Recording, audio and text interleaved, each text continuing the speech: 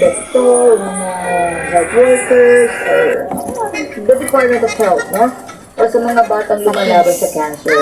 Para naman matulungan sa, syempre, sa nadyan, puso, scan, CT scan ba tawag dyan, no? MRI, MRA, mga connected, mga study dyan.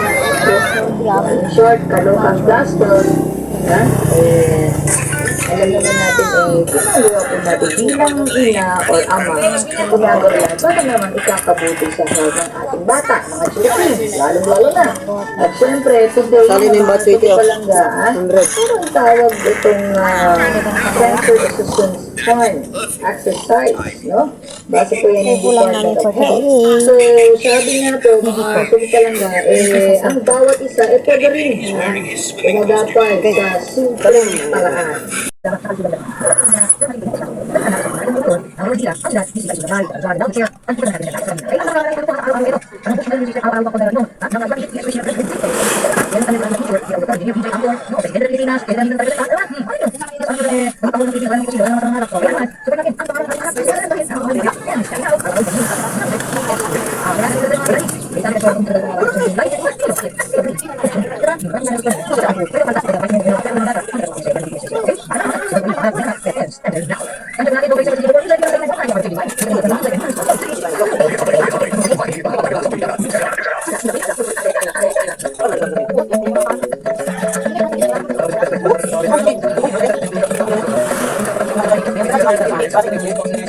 you.